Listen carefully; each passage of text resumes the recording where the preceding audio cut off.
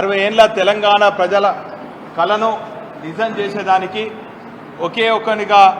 బయలుదేరి త్యాగాల పునాది పైన టీఆర్ఎస్ పార్టీని స్థాపించి 25 ఏళ్ల పాటు ఇటు ప్రజల ఆకాంక్ష మేరకు పనిచేస్తూ ప్రజల ఆకాంక్ష మేరకు తెలంగాణను సాధించడమే కాకుండా 14 ఏళ్ల పాటు యావత్ తెలంగాణ ప్రాంతం అంతా కూడా కలదిరిగి ఏ ప్రాంతంలో ఏ సమస్యలు ఉన్నాయి, ఏ ప్రాంతంలో ఏం వనరులు ఉన్నాయి, ఏ ప్రాంతంలో ఏ వర్గానికి ఏ సమస్యలు ఉన్నాయని చెప్పి పూర్తిగా అధ్యయనం చేసి దేశంలో ఉన్నటువంటి అనేక రాజకీయ పార్టీ నాయకులందరినీ కూడా ఏకదాటిపై తీసుకొచ్చి 14 ఏళ్ల పాటు దేశంలో ఎక్కడ కూడా ఉద్యమం జరగని విధంగా ఒక వినూతనంగా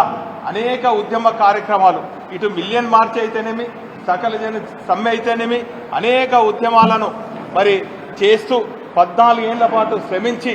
మరి చివరికి తన ప్రాణాన్ని కూడా అడ్డం పెట్టుకొని తెలంగాణను సాధించినటువంటి తెలంగాణ తొలి ముఖ్యమంత్రి కేసీఆర్ గారు 25 ఏళ్ల టీఆర్ఎస్ బీఆర్ఎస్ పార్టీ రజతోత్సవాలను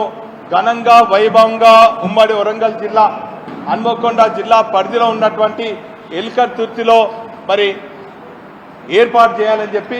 ముఖ్య నాయకులతోని మరి అన్ని సంప్రదించి మరి నిర్ణయం తీసుకున్నది. ఈ రోజే మేము మరి దానికి కావాల్సినటువంటి పర్మిషన్ కూడా మరి పోలీసు వాళ్లకు మరి అందజేయడం జరిగింది. మరి ఈ సభకు లక్షలాది మంది తరలి వచ్చే మరి పరిస్థితి ఉన్నది. మా అంచనాలకు కూడా మించి పరిస్థితి ఆ తీరుగా ఉన్నది. సుమారు 2 లక్షల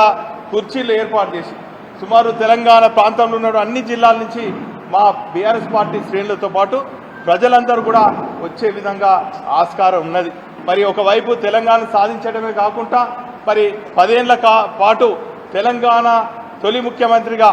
దేశంలో ఎక్కడ లేని విధంగా అనేక సంక్షేమ అభివృద్ధి కార్యక్రమాలు చేస్తూ మరి దేశమే తెలంగాణ వైపు చూసే విధంగా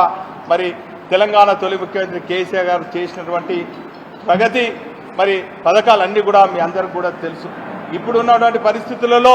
ఈ 14 ఏళ్ల పాటు మరి ప్రజలందరూ కూడా విసిగి చెంది ఇప్పుడున్నటువంటి రాష్ట్ర ప్రభుత్వం మరి అనేక వైఫల్యాలు మరి చేసి ఇచ్చినటువంటి హామీలను కూడా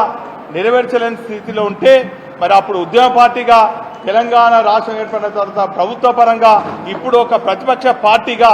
ప్రజల ఆకాంక్ష మేరకు పనిచేసేది కేవలం బీఆర్ఎస్ పార్టీ అని కూడా ఈ సందర్భంగా తెలియజేస్తున్నాం. అప్పుడు ఉద్యమ పార్టీగా ప్రధానంగా మా ప్రజల పక్షాన మేము మా పాత్ర పోషించడం జరిగింది. తెలంగాణ వచ్చిన తర్వాత ప్రభుత్వం పరంగా మరి ప్రజలతో మమైకమై ప్రజల ఆకాంక్ష మేరకు పనిచేయడం జరిగింది. ఇప్పుడు ప్రతిపక్ష పార్టీగా మరి